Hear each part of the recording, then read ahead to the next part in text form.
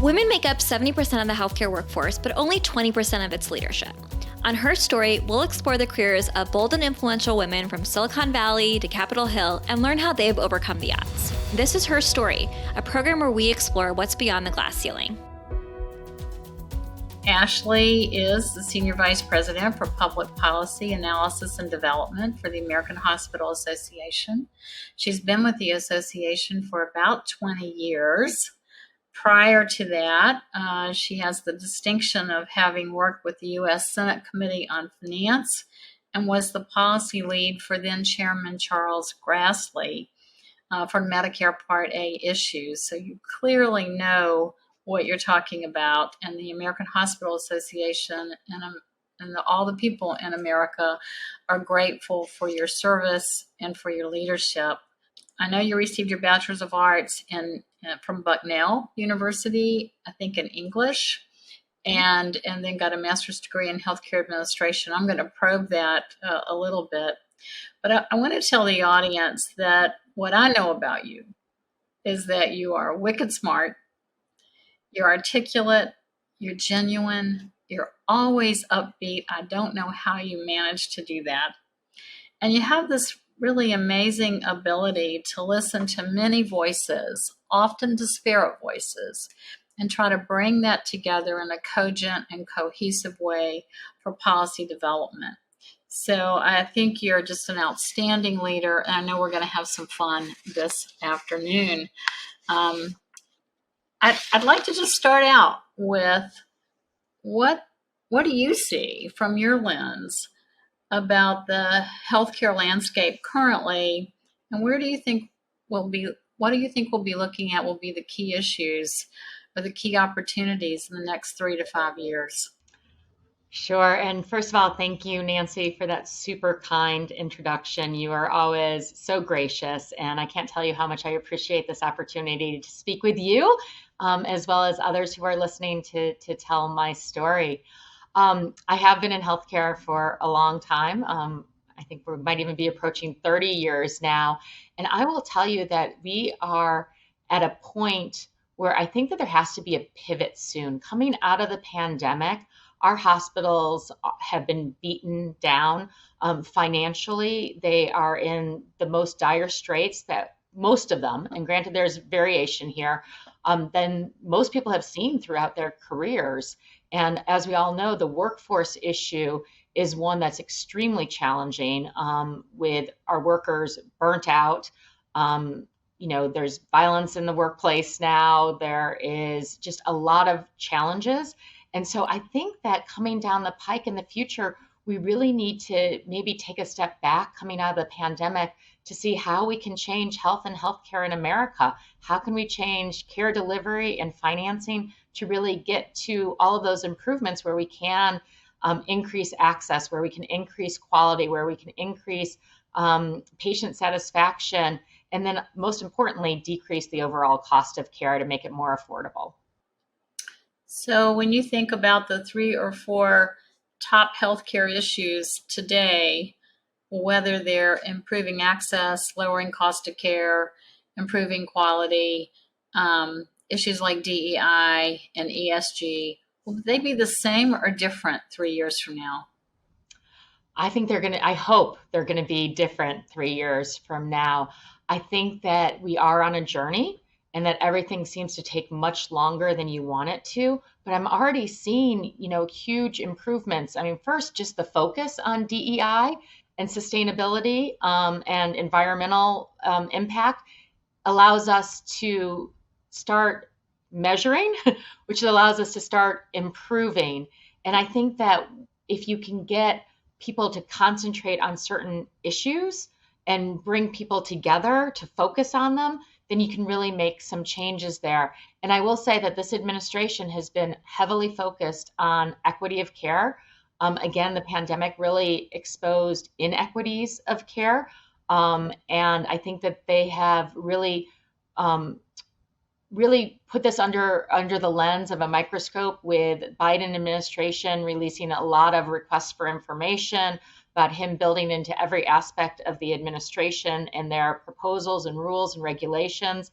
And in the quality space and in the healthcare space, we see a real initiative to really track the various types of individuals coming into our organization, race, ethnicity, language, and to really look at improvements and to make sure that there aren't disparities in care. So let's dig a little bit about DEI, because I know you have a personal experience in some ways with DEI. Would you share that with us? Yeah. The way I look, you probably wouldn't guess my background. My mom is Hispanic. My grandfather came from Spain through Mexico to America when he was a teenager. And my stepdad, who has raised me since I was 3 years old, is African American. And he is really quite my hero. He is a doctor, but his grandfather was a slave. He is a very, very, very hard worker. I think a lot of my passion for the industry and what we do, I think, came from him. And so I actually wrote my college essay on diversity probably before DEI was well known. And he worked at a hospital in inner city Chicago. And I think that's why I have a real soft spot for safety net hospitals, as we call them, just because of the challenge of what they do and the patients they serve. It is not an easy situation in many cases, and I think that they're just doing God's work. All of our hospital members are, but those in particular have some really tricky situations that they're dealing with. I think you're right. No one would look at you and say, "Oh, she has a diverse background," and that it's been meaningful for her personally. Perhaps you were a bit of a trailblazer or a pioneer in this important work. I know you include it in so much of how you think. So your dad was a hero for you. Are there women mentors or influencers that have made a difference in your career? So many. I've actually had men and women mentors, I think, over the years. The men early on really gave me opportunities to do things, I think, that I didn't know that I could do. And that was fabulous. And then the women, I think, taught me so much more about how to live life and to be genuine and to be authentic and to be myself, saying that I didn't have to do everything the way a male would do it. I didn't have to wear pantsuits every day. I didn't have to talk like them. And I think that was one of the greatest benefits that my female mentors gave me, as well as one other thing, flexibility. One of my biggest mentors is Carmela Coyle. She had my job here for a good decade before I was the senior vice president of policy. And she did it with such grace. And she gave me such flexibility when I was having my 3 children. And other things, when my dad was ill, I just think that it's something that I learned from my mentors, that if you want bright, successful, talented individuals in your organization, you need to give them some flexibility during certain times in their lives when they need it. What about runway? So what about decision making? Is there a mentor or an experience where you were out there on your own, and yet you're grateful for that experience and it taught you something? So that's an interesting one. My favorite mentors, and you have been one to me as well as Mindy Estes and others. I can remember a big situation where both of you caught me when I had fallen. I had done a media interview. It was a live TV. It was a gotcha moment where they sat me there for an hour trying to get me to say a certain phrase. And it was an unfair example of communications and media. And I think that my female mentors were the ones that crowded around me afterwards and lifted me up and said, don't worry, and, move onward. And so I think that most of the women in my life have been the ones that have been there to catch me if I was falling. Tell me your history. So English major, did you go right into healthcare? Did you always know that's where you wanted to be? Or was there an awakening of why healthcare would be important? So I really thought I was going to be a doctor. And then I realized that I didn't think I could handle somebody dying on me. So I have great kudos to those who are out there that really give them themselves every day. And so I became an English major just because I happened to have enough courses there after biology and calculus and all those other pre-med courses. And it wasn't until I was leaving college that I went into the career counseling office and I saw this book called Hospital Administration. Before then, I had never really thought about how hospitals were run, but I opened the book and some of the first lines there said something like, it's for those who want the challenge of top level management, as well as the social service aspect of giving back to mankind. Oh, and I thought, oh my gosh, that is exactly what I want to do. And so I got my master's in healthcare management and policy. I really thought I was going to do hospital administration, but sometimes your path takes you not where you knew you even wanted to go. And as long as you say yes, sometimes it can lead you into the right place. So how would you describe your leadership style? So I probably delegate quite a bit. It's not intentional necessarily. I think that I'm super lucky that I tend to hire really well. I hire bright, motivated, passionate individuals. I don't think that they have to be experts in the field that I'm hiring them for. I just think that they have to have a desire or a desire or a need or a want to contribute to kind of the greater good. And if they have that passion, I feel like they've been very, very successful at AHA and in policy. And so I guess my leadership style is trying to choose correctly and then get out of their way so that they can do what they're best at. It's lovely. You're a woman. I know you're married. You have 2 children, or three children. 3. Are there differences in how women and men in the workplace succeed or not? Said differently, have you had opportunities or challenges that you think are different than your male colleagues? Yes, absolutely. I think that from the very beginning of my career, I was probably seen more as an assistant. Even though I had my master's degree from the #1 school in the nation, I think that, during my administrative internship, as soon as I walked in the room, I remember those 5 men saying, boy, they get younger and younger every day, which was not to say that I was female, which was good. My goodness, wow. But that hit home. And then my administrative residency as well, I feel like maybe they gave me different jobs because I was a female versus a male. Some of it might have been, to my own benefit to keep me safe at that inner city hospital. But I think that, I was probably the minute taker more than a male counterpart would be. But I got to tell you, you learn a lot by taking minutes because you can really shape the direction and outcome of a meeting because you're the historical knowledge of what happened.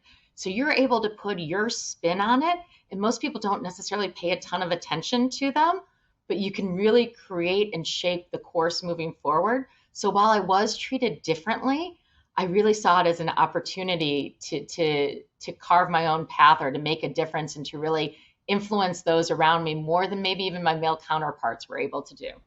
Wow, what an interesting spin on taking minutes. I actually tend to agree with you. I think when you put something in writing, while it may not feel as important at the moment, a year later or what have you, you have really influenced change significantly. Talk about personal issues or challenges in a professional way. So raising a family, what were your hours like? What were the trade-offs? Well, first of all, I was super fortunate to have help. And I truly believe it takes a village. I have a husband who's extremely supportive. He was very, very supportive to take a step back in his career so that I could work on Capitol Hill because those were really wicked long hours. We had 1 child at that time. And then when I actually left the Hill in order to continue raising a family because it was just too challenging up there.